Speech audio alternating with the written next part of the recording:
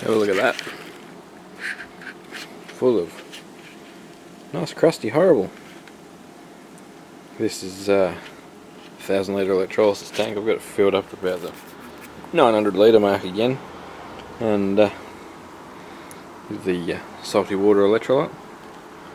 Now it's got a 14 by 8 inch Ford Falcon 12 slot wheel in there at the moment, and I thought I'd go crazy with the power.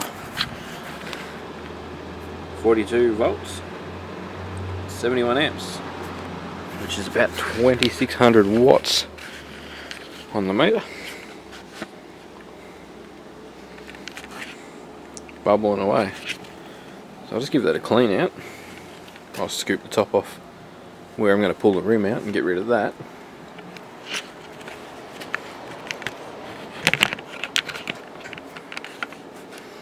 Just whack you on the tripod for a sec.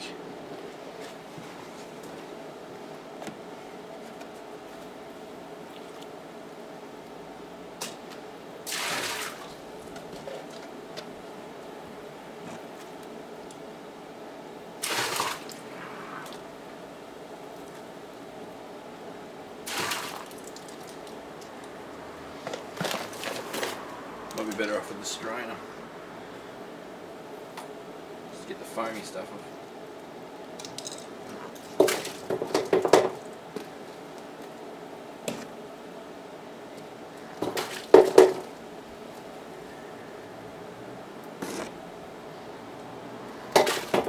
Obviously you've got to exercise a bit of caution, because 42 volts you're going to really know about. So getting between the conductors is obviously a poor idea. So I can't clean out a big chip fryer.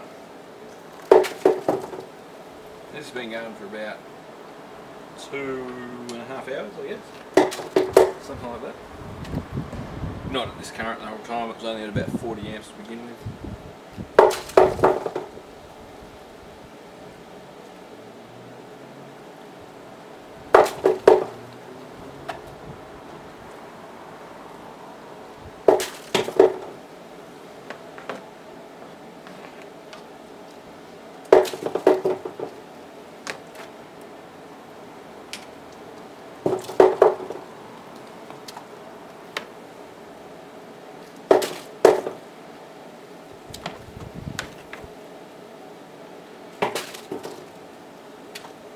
So much gunk in the top of this tank.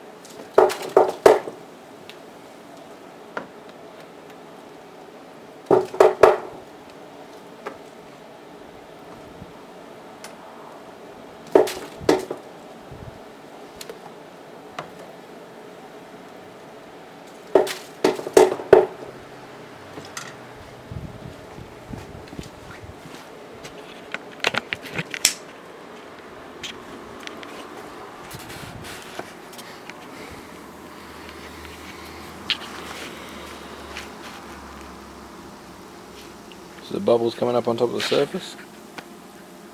That's hydrogen.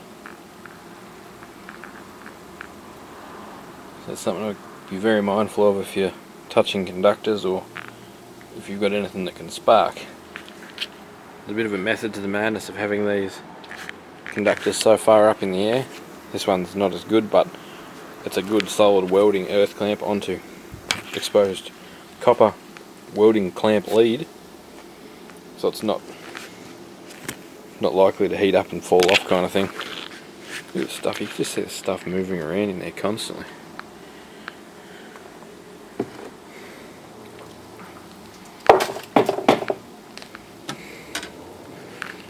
Alright, we'll turn the current down.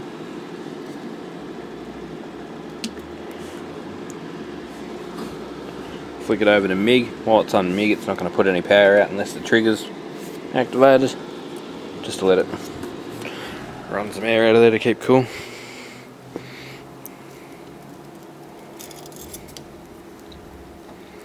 Right then, so earth leads off and safe. Might might put this back on the tripod for a second so I can pull the wheel out. Once I've got it out, we'll have a look.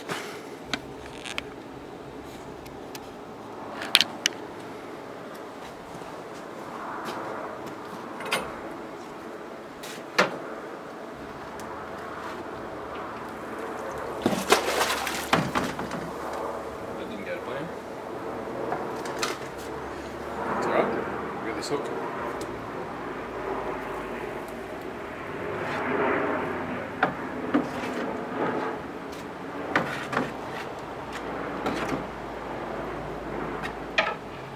Over there.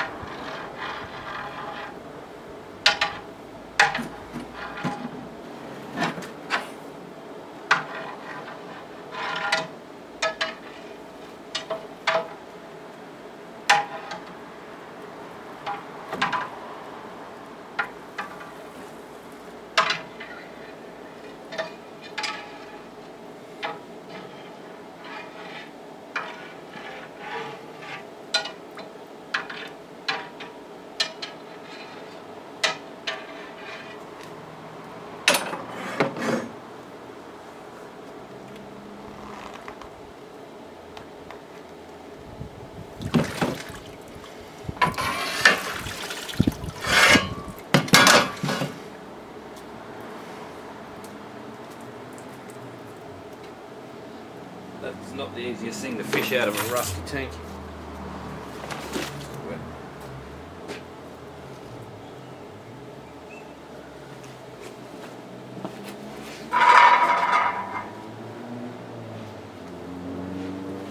Righto.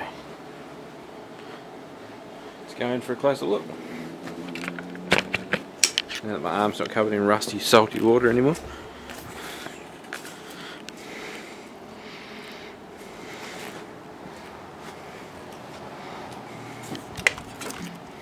This wheel before had a nice rusty orange hue to it.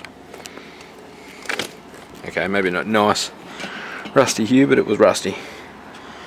All the pitted black parts you can see, there was big quantities of rust. It does not bring chrome back, but it kills rust.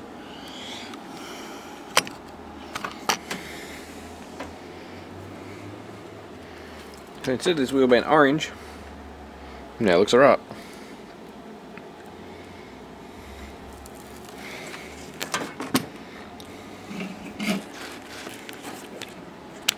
I'm going to pack this show up because it's, you can't really see, it's quite cloudy up there in the sky, and don't want to risk rain getting on this machine. It's too nice, powerful and valuable to do that too. But yeah, the tank wins again. We're going to get some warm water to pour on this and just wash all the salty rubbish off, so that it doesn't rust up worse than what it was to begin with overnight without doing something to it. And we'll call that a night out in the tank. Yeah, obviously I need to tie something, use something better to tie this up with. Might get some single strand copper wire from the scrapyard. If I can get some reasonably thick stuff like old earth wire or something like that, and use that because it's nice and pliable being copper and bends better. This here's a steel TIG welding filler wire. It tends to break, it's not super strong. It doesn't like bending in tight radiuses. But yeah, all the rust stays in the tank. The wheel looks good again. Got a couple more of these to do. Let's keep going through them and clean them up. I think what I might do though tonight is put on a low speed electrolysis with the old Holden grey motor head, put that back in there and might just leave it there for a couple of days so I don't have to worry about it. Might go out and make some videos in my workshop tomorrow night. Maybe even some battery videos depending on the weather. But anyway, thanks for watching.